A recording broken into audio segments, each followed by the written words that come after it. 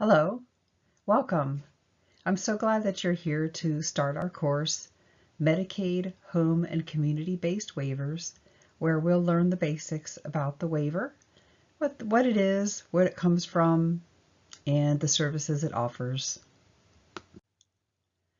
Together, we're going to learn what is Medicaid, what is a waiver, how are people eligible for waivers, what do the waiver services do, what services are available in which waiver, and what other help is there for people. When you are done, you should be able to associate Medicaid with eligibility. You should be able to name two kinds of waiver levels of care and name two waiver services. I think you'll know more than that, but these are our goals for this presentation. My name is Kara Thrasher Livingston, and I work with the state of Alaska Senior and Disability Services as Training Specialist 3. And I have many years working with people, families, and providers doing waiver services and other services in our Alaskan communities. First, let's talk about what is Medicaid. Simply put, Medicaid is health insurance for low-income Alaskans. You may know it as Family Medicaid, Denali Care, Denali Kid Care, or other types of Medicaid. Medicaid waivers can offer special services for our frail elders and special services for people who have a permanent disability, and it can be available to both children and adults. So Medicaid is this overarching health insurance for people who meet financial limitations, financial income limitations, and in some case who are children who experience a significant permanent disability without the financial limitation part.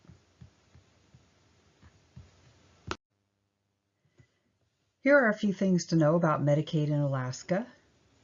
Medicaid is specific to each state. So all states make what they call a state plan for their Medicaid. CMS is short for Centers for Medicare and Medicaid Services. That is the federal oversight of Medicaid programs in each state. Medicaid options, Medicaid services in each state. Each state offers their state plan to CMS and asks for approval. And CMS will work with each state about how they're going to work their Medicaid in that state. So CMS actually reimburses each state for a percentage of the services given, and the other percentage is paid for by the state itself. So in Alaska, generally, 50% is the reimbursement for waiver services. That means that CMS pays 50% and the state of Alaska pays the other 50%. Alaska does run 5 waivers. Other states may run more or less, or even none. Some states do not do a waiver, don't have a waiver option, and they provide long-term services and supports, which is abbreviated LTSS, in other ways, but not through waivers. But in Alaska, we do run 5 waivers. We also have an option, a Medicaid option, called Community First Choice. And Community First Choice, while it is not a waiver, actually reimburses 56% to the state of Alaska. And it's a newer option that many states are excited about and started to run because it helps people get some basic help, and it reimburses a little bit more. So states like that because they can put whatever money they can recoup on that back into programs. So you may have heard of Community First Choice. It's actually not a waiver, but it is partly reimbursed by CMS. So no matter what, all states have to operate long-term services and supports of some kind for their vulnerable citizens and people who qualify for long-term care. And that is kind of globally known as LTSS, long-term services and supports. And there's lots of legislation around that, lots of laws that have come up. In this presentation, we're not able to list every law for you, but we're going to cover a couple of the basic ones so that you can get some context for what these long-term services and supports are coming from. So now, in the next few slides, we'll talk about what is a waiver. A waiver is the one word that we use to refer to the home and community-based waiver. The home and community-based waiver is to serve our frail elders, adults and children with physical and/or developmental disability, and people who need the same kind of care that is given in a facility, such as a nursing facility or an institution for people who experience intellectual developmental disability, otherwise known as an intermediate care facility. This offers the person an alternative to receive the same type of care in their home and/or community, in a home in their community. The word waiver comes from the federal requirement to use Medicaid, which means there's language and laws that point towards Medicaid being used for a person to actually reside in a facility like that. That is actually waived in states that run the waiver. So people can receive these supports without being in a facility. They simply receive them in their home and their home community, whatever that home is. It could be an assisted living home in their community, that's okay. They are not residing separately in a facility outside of their community or even separately in a facility in their community. Alaska does not have a facility for people who experience intellectual developmental disability, which is what IDD stands for. There is no facility like that in Alaska. We do have nursing homes and long-term or skilled nursing, that type of thing. Skilled nursing home, residential, where people reside and receive skilled nursing care. But we do not have an intermediate care facility in Alaska at this time. We used to have one years ago, Harborview Developmental Center, and that was in Juneau, and that was closed in 1997. So we're one of a few states who have closed their intermediate care facility previous option for people. People do receive these same services in the community. Generally, it's a good idea to know that people receiving services in the home and community is a little bit different than receiving them in a facility, because in a facility, every service a person needs, including medical services, would be done. When you live in the community, you go to your medical provider for your medical. In some cases, they come to you, but they're not provided by the facility that you live in, because you're living in a community. You may be getting residential services, but if you have to go to the doctor and you need medical care, or you need skilled care like skilled nursing care, or a licensed provider must provide that care, then you're going to get that from them, not from the place you live. That's a little different, but good to know. So when it's a waiver, who does what? Every waiver has a care coordinator. They write the support plan. The person who the waiver is for, they will choose their goals or their outcomes for the services. Of course, waivers and plans must support people's choice to live the life they choose with the supports they direct. So a care coordinator will help make a framework for that. Each provider needs to be enrolled with Medicaid so that they can bill Medicaid. It's a lot like a medical provider because it is actually a health insurance model. And you may have heard people say that it is a medical model. It does fall under that framework. It is still expected to be person-centered and to follow the person's choice. So you will see that eventually in the course of your work, you'll see that the services you provide have units and procedure codes because it is basically Medicaid health insurance, like we stated in the very beginning. All right, so a person makes a plan with their care coordinator and with their entire team, and lots of times with the direct support staff or the person who works with them or even family. They will help put that all together so the plan is meaningful to the person. And the providers will enroll with Medicaid so that they can bill. The providers bill Medicaid. And this is more along the lines of a traditional health insurance model, but providing home and community-based services or long-term services and supports in the community. So why do we have waivers? How did it start? Well, like everything that affects people in their lives, it started with advocacy. So there's lots of legislation around the story of waivers and how waivers started. Like I said, there really isn't a way to put together a comprehensive list of all the legislation that was in place to lead up to waivers, but we'll hit on some high ones, basically two pieces of legislation that greatly inform the existence of waivers.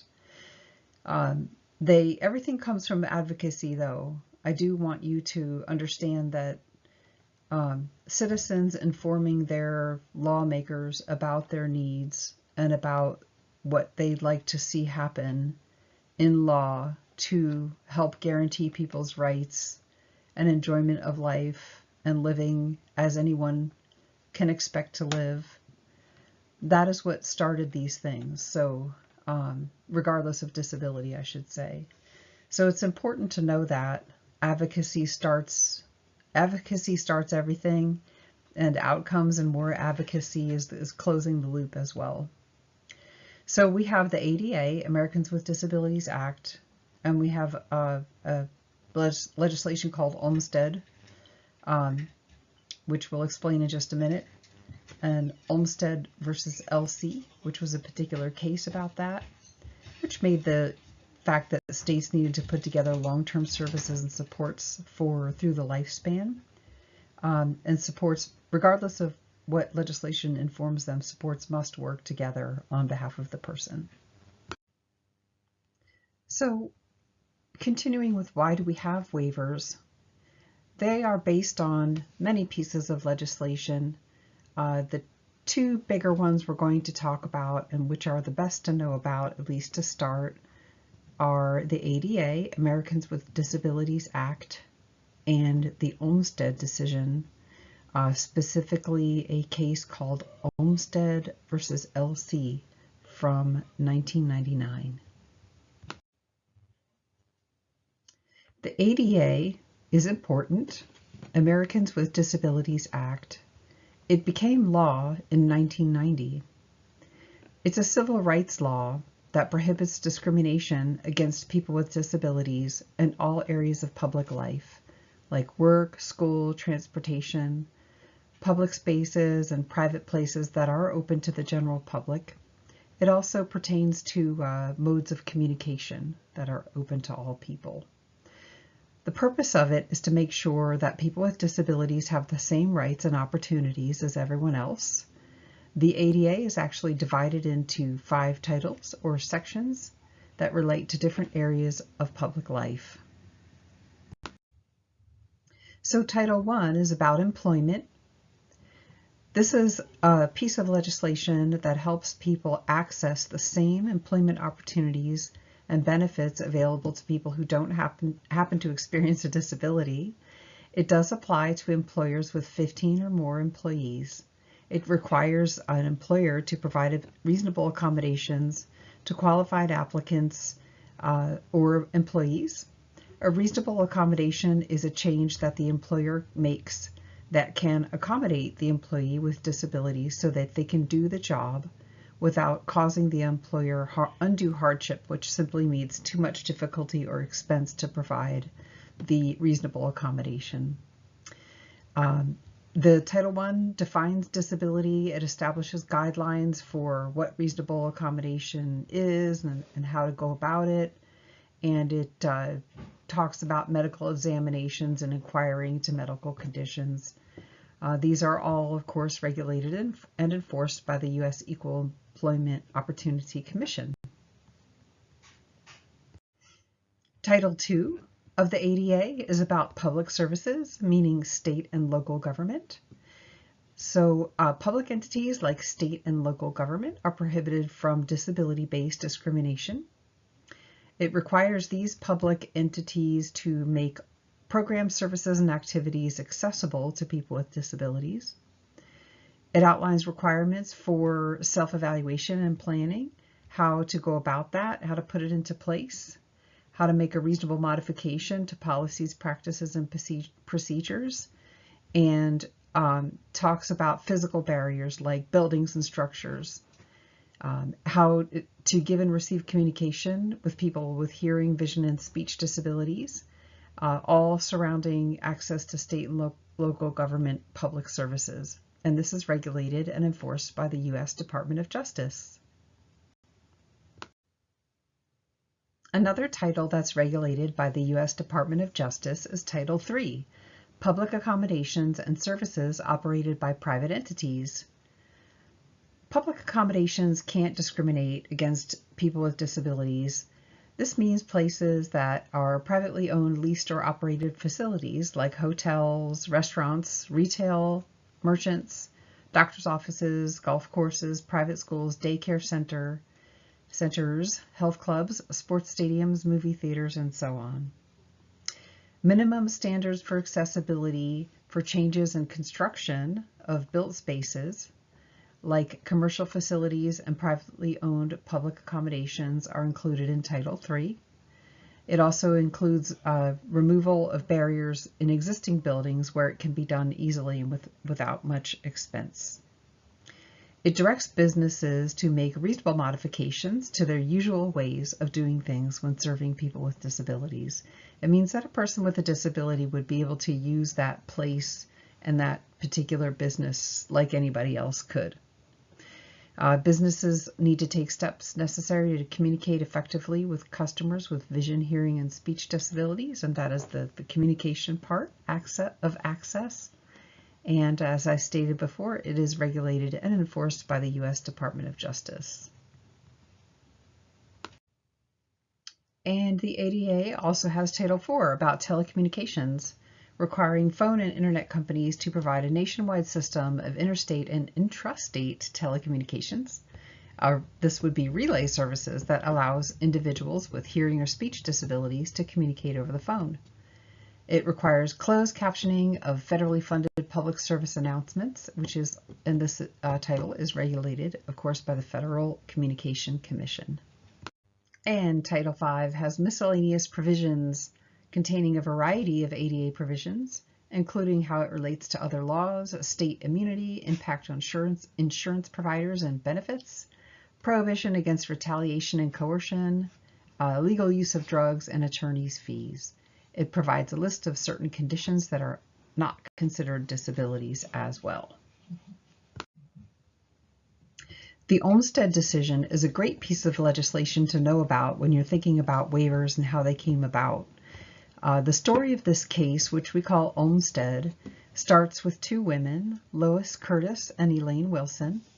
They both experienced mental illness, behavioral health conditions, and developmental disabilities, and were voluntarily admitted to a psychiatric unit in the state-run Georgia Regional Hospital.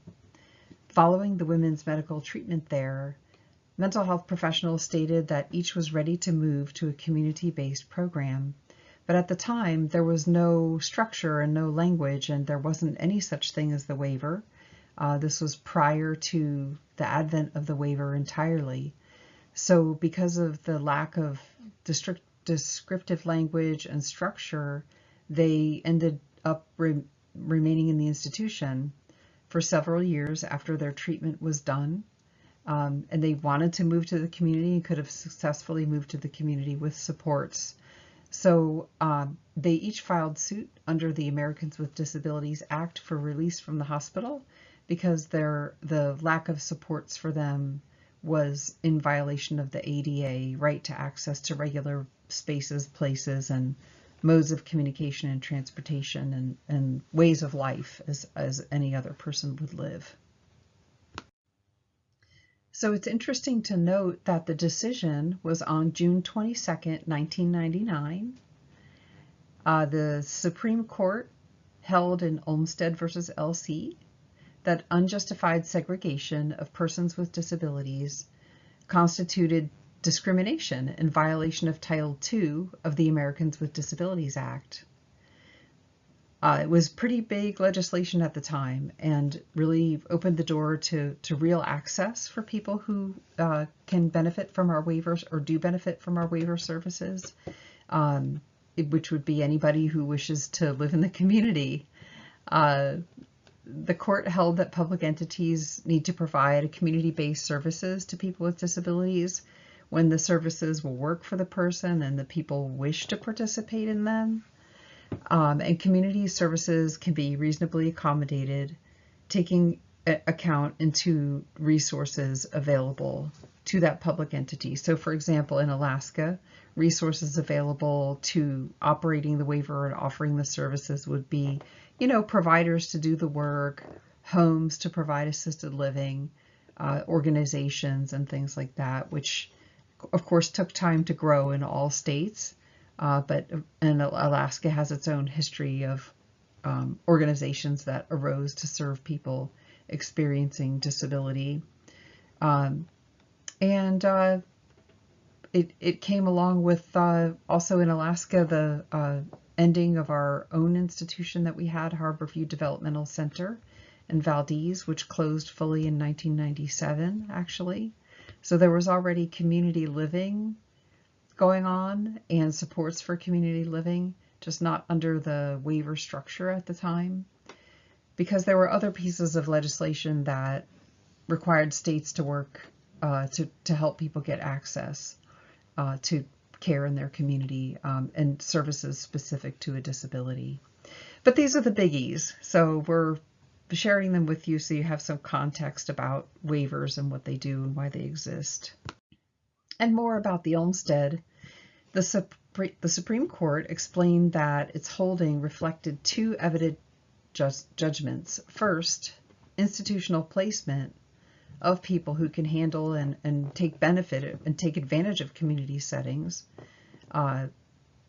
means that their assumptions about the person being isolated and incapable of participating in community life, or even to be viewed as unworthy of participating in community life. That was the situation that was happening before Olmstead in the court's view.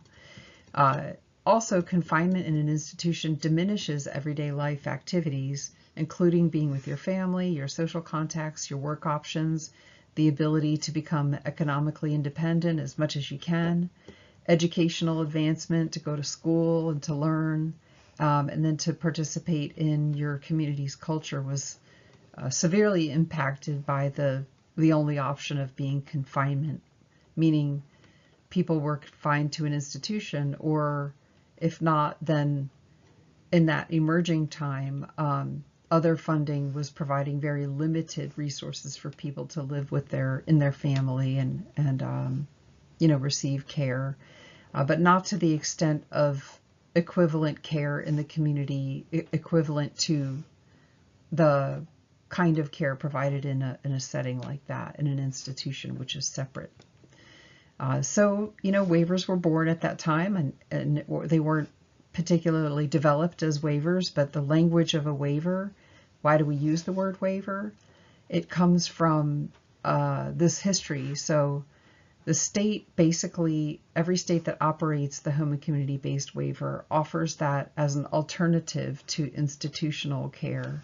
So the requirement, which was from the past, if you were going to receive publicly funded care for an ongoing disability and assistance to learn and grow and live your life, formerly the requirement was to do that in an institution, but the waiver means that the person is waiving that, and they are, or the state has language that waives that so that a person has an alternative to choose, which is community life.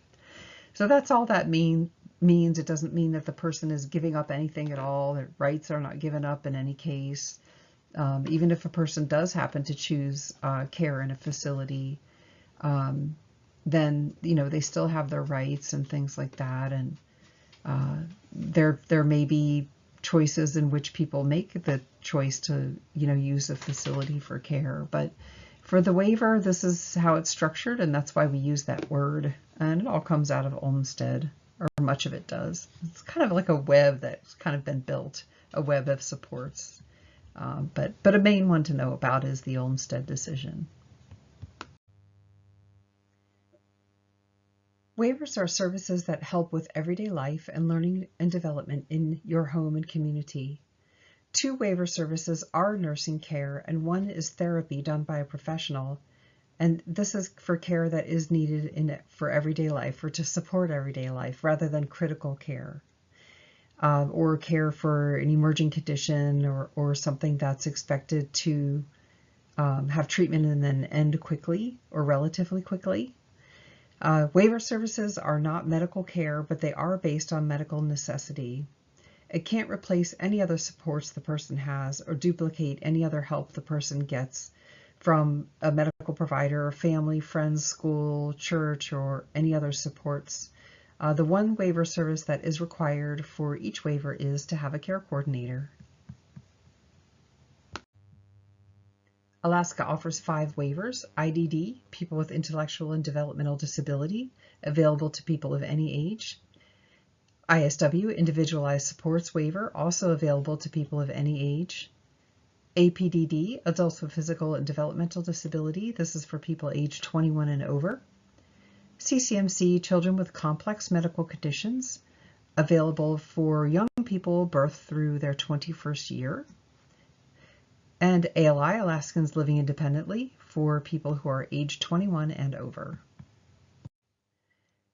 In the level of care discussion, there's 2 types of level of care that we think about when we're thinking about a person who would have a waiver, right? So if a person experiences an intellectual developmental disability, they would have a level of care called ICF-IID, and what that means is Intermediate Care Facility for somebody with intellectual developmental disability, individuals with intellectual disability or developmental disability. So this means that a person has a disability that is determined to have arisen before age 22, is one of 5 main diagnoses. Those are autism, cerebral palsy, seizure disorder, intellectual developmental disability itself, or an other condition which causes the person to have a developmental delay in a certain number of main life areas. So this generally means that a person will need coordinated help throughout their life in order to live regular life. Okay, so a person will need help all the way through their life. A person who's not going to live independently without help, usually, and a person having a certain diagnosis which falls under those categories. Okay, so this person needs the same kind of care that is provided in a facility that does care for people with intellectual developmental disability. Our other 3 choices here are APDD, CCMC, and ALI. These all mean that a person needs care like is provided in a nursing home or a nursing facility. Okay, so a nursing home or facility provides an array of care to a person. It can be everyday care, help with activities of daily living. It can also be, help with mobility and support to a person because they need a human assistance to do things to care for yourself in everyday life, like laundry and chores and cooking and things like that, preparing meals and things like that. So this is the kind of care that is available in these waivers. And it also falls under the umbrella of what kind of care is provided in a nursing facility. So again, ICF IID level of care, intermediate care facility for individuals with IDD.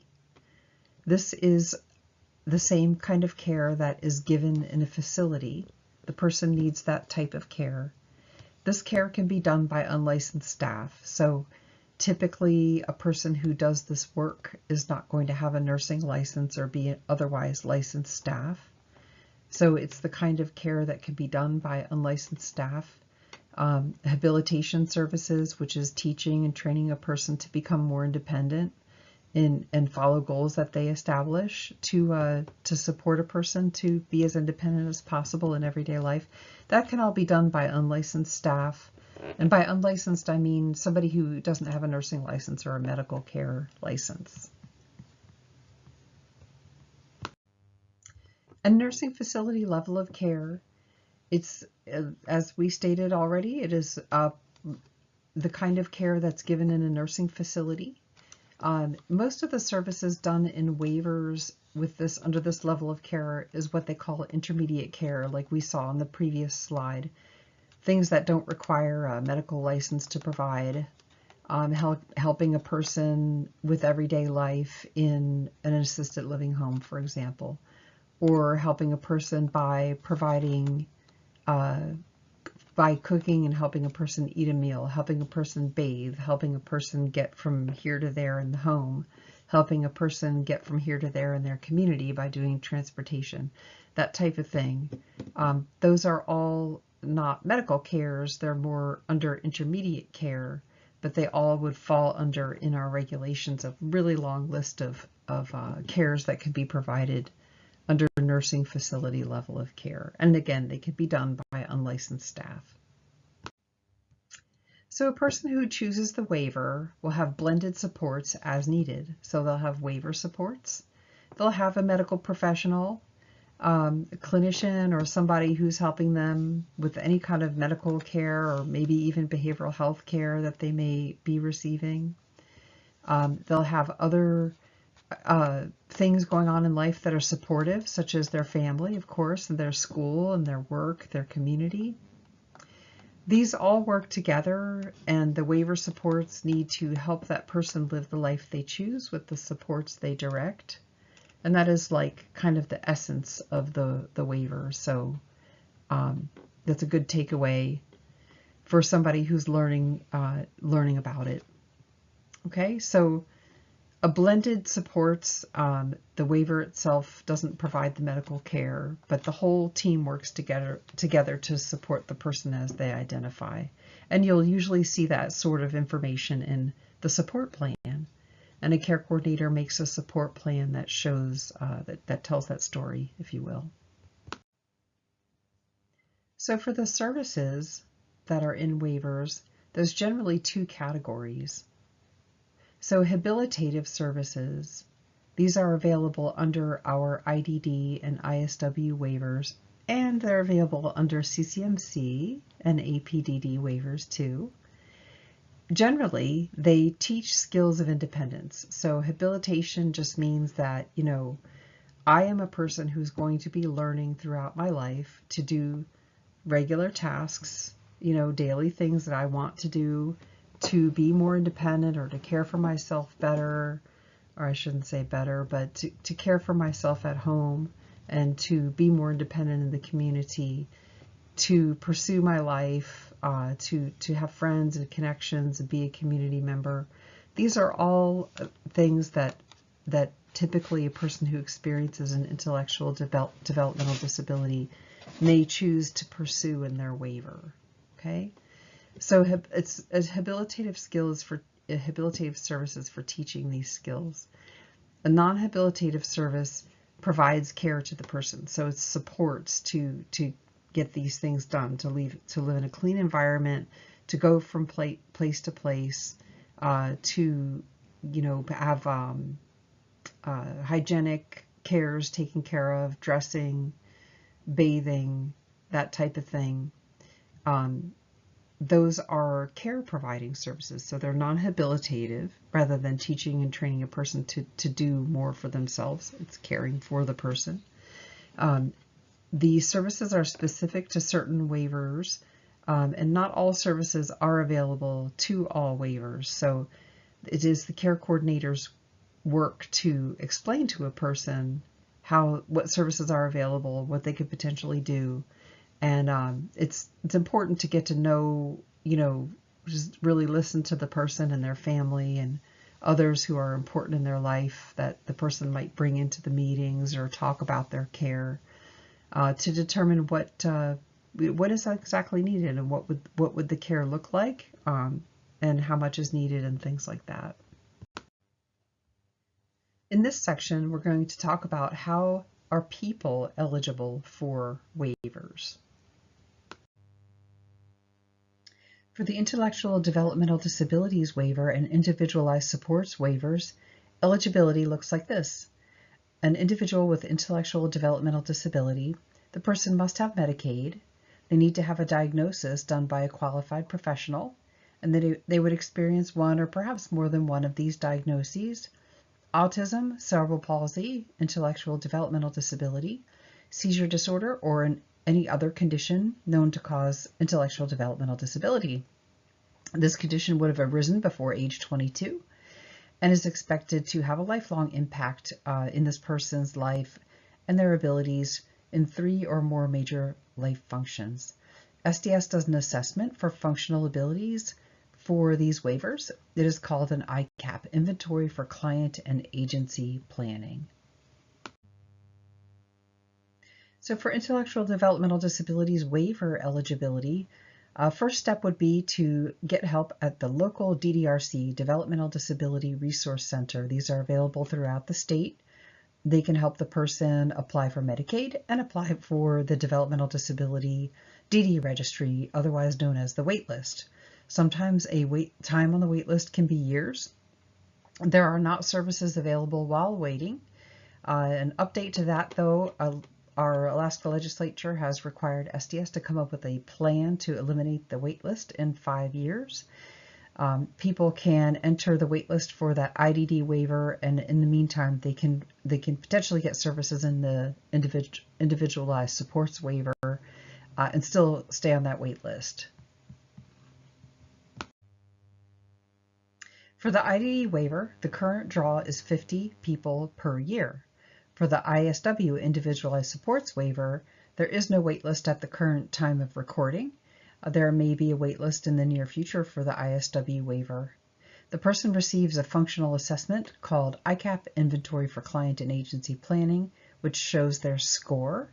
And a score on an ICAP shows a person's numerical age compared with the developmental age. It does factor in behavioral concerns, and the person must show the need for care, the same type of care that is provided in a facility, ICF ID, which would be Intermediate Care Facility for individuals with intellectual disability and/or developmental disability. Alaskans living independently waiver eligibility. For this waiver, the person needs to be age 21 or over, have Medicaid, and a person needs to get an intake, a person-centered intake, I should say, at or with an Aging and Disability Resource Center, and that's also known as ADRC. So it's the same kind of thing. There's offices throughout the state available to people, and people can also do this over the phone. They can contact people online and email and ask for a phone call and things like that. So this is the ALI waiver is associated with people who have a physical disability and have medical documentation about that. There's a functional assessment, consumer assessment tool. CAT, the short way of saying it is CAT, the CAT.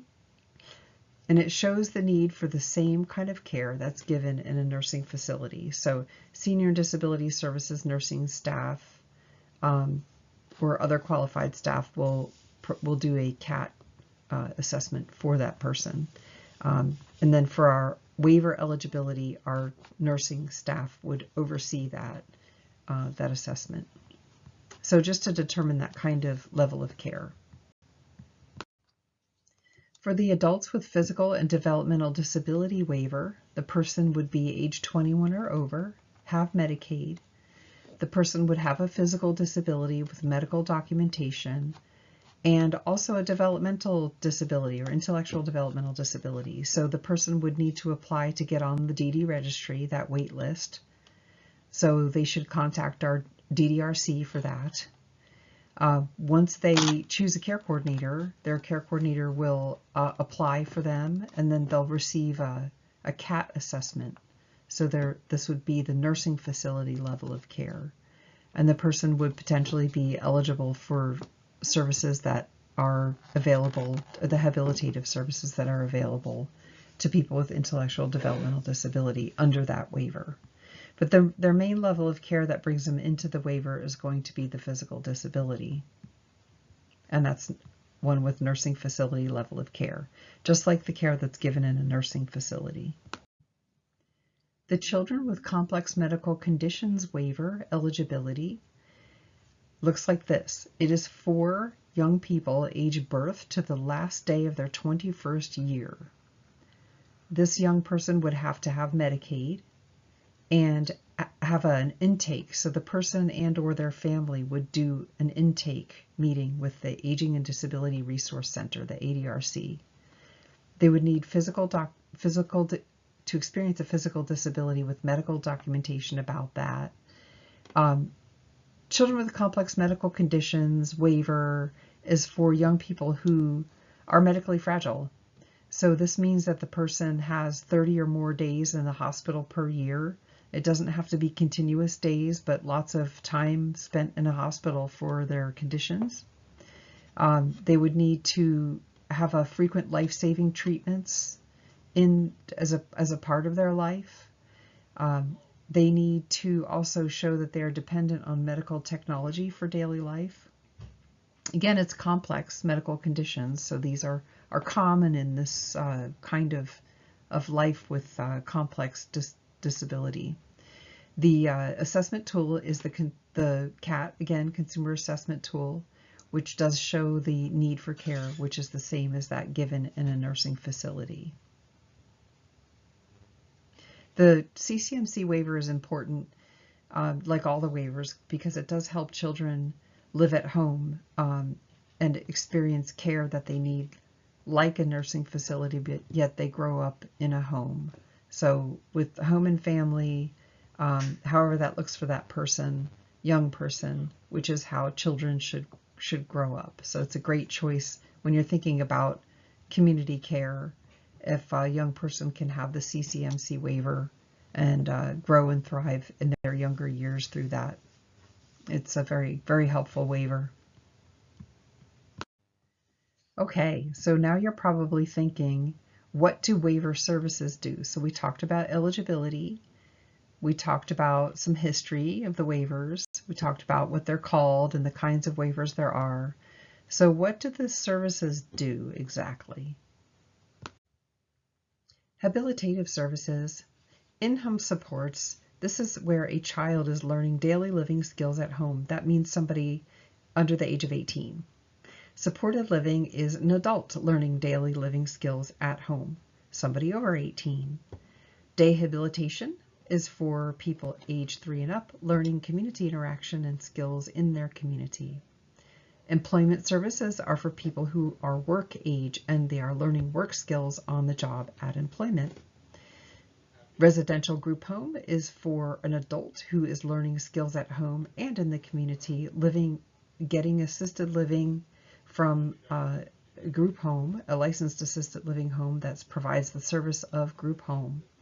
Residential family habilitation home is a child or adult living with a foster family, learning skills at home and in the community. An intensive active treatment is an adult who needs specific therapy from a professional, and it would be meeting those therapy goals, which is what makes it habilitative. Non-habilitative services include care coordination, which is a required service in each waiver. The person needs a professional to write or amend their support plan and meet with teams and help advocate on behalf of that person. Respite could be for anybody of any age. This is where they have an unpaid caregiver who needs a break, and respite is a break for the unpaid caregiver. Specialized private duty nursing. A person needs a nurse to provide skilled care at home. Nursing oversight and care management. This is for our children's waiver, medically fragile child, or in some cases, an adult with the IDD waiver with needs for nursing oversight and care management.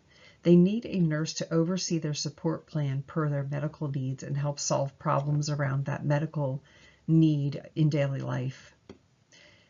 Meals, which is for adults, and this is where an adult could potentially receive 2 meals a day at a center where meals are served in a congregate setting, or it could be home delivered meals.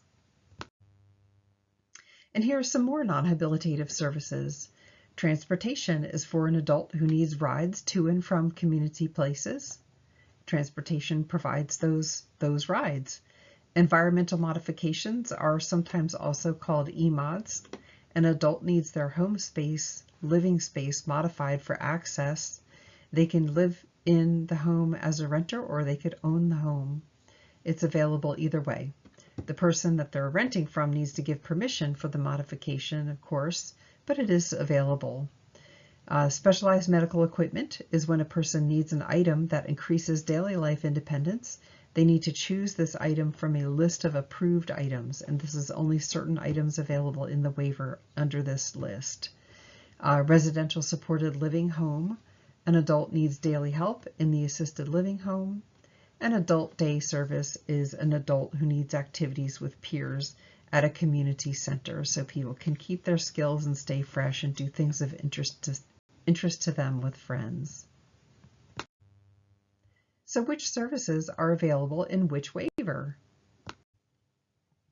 These services are available in the Intellectual Developmental Disability Waiver: in-home supports, supported living, day habilitation, employment services, residential group home, residential family habilitation home, and intensive active treatment.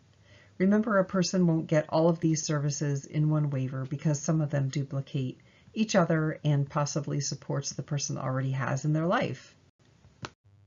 More services for the Intellectual Developmental Disability Waiver: care coordination, which is a required service; respite, and that is a worker to give the main unpaid caregiver a break; specialized private duty nursing, nursing oversight and care management in IDD for the medically fragile adult; transportation; and environmental modification. For the Individualized Supports Waiver, these are the following choices.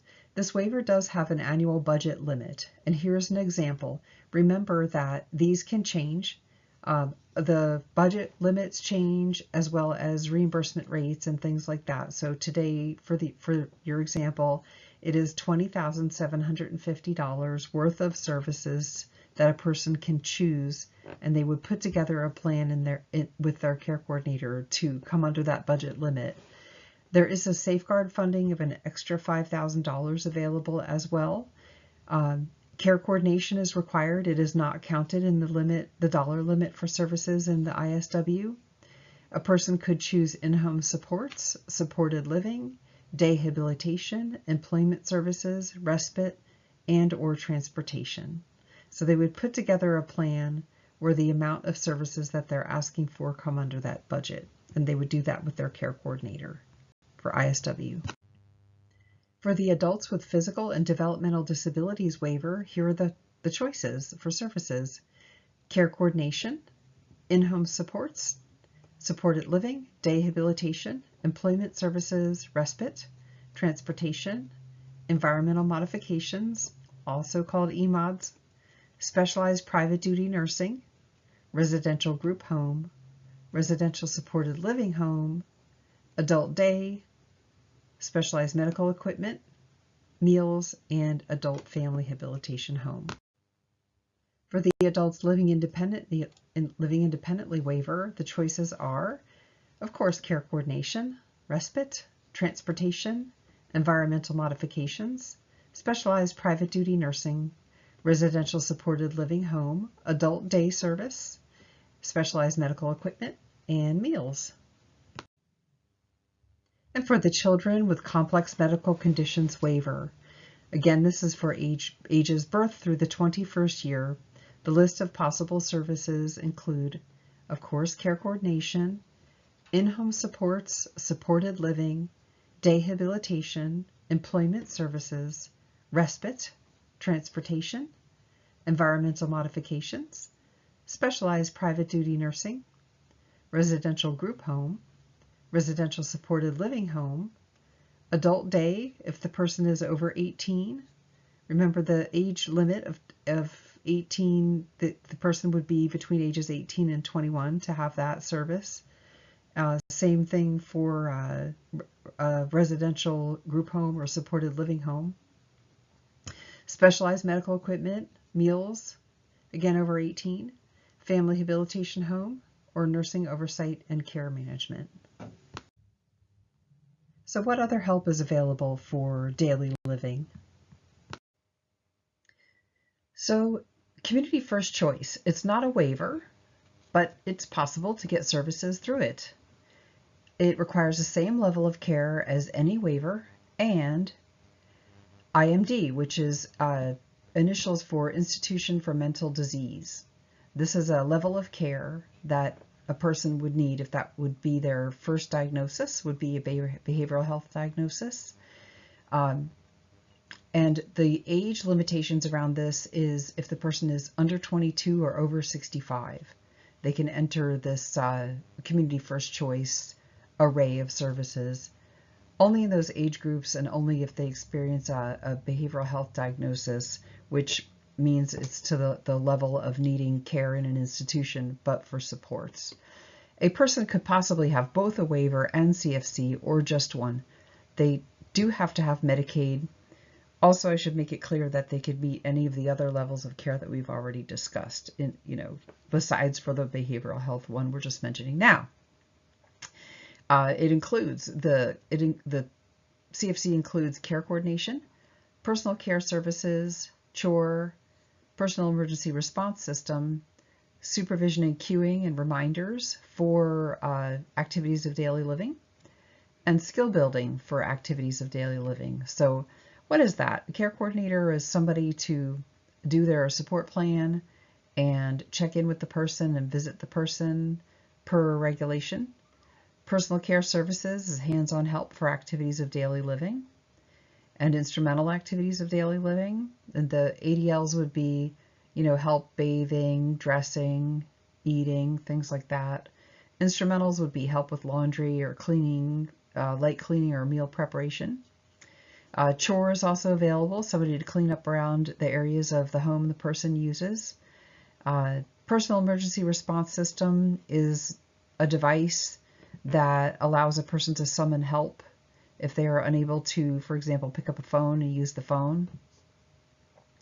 They could summon emergency responders that way.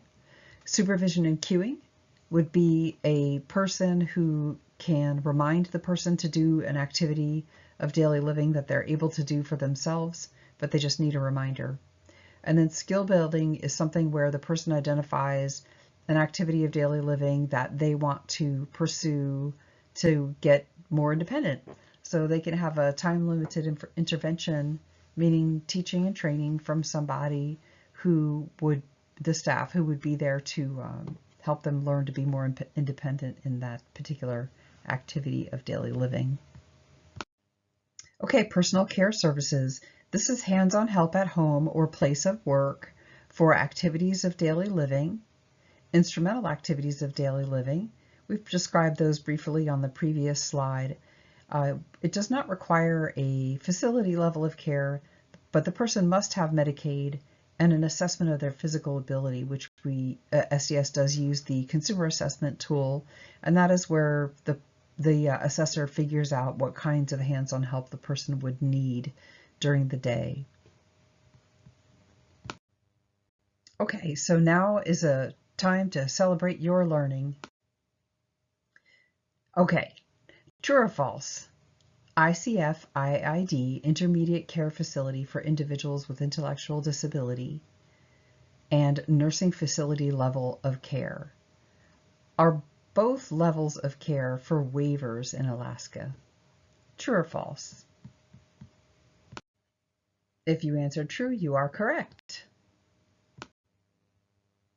A person needs to have Medicaid to have a waiver. Have to have Medicaid before a waiver. True or false? True, you do have to have Medicaid to have a waiver. So a person would apply for Medicaid and then they would apply for the waiver. And in any case, there's some nuances around certain types of Medicaid that they kind of happen at the same time. But yes, Medicaid and a waiver, they go together. Another true or false. A person needs to have Medicaid, but not level of care to have a waiver. True or false? Okay, this one is false. You do have to have level of care and Medicaid to have a waiver. What are two waiver services? Think back to our presentation. Can you think of two waiver services?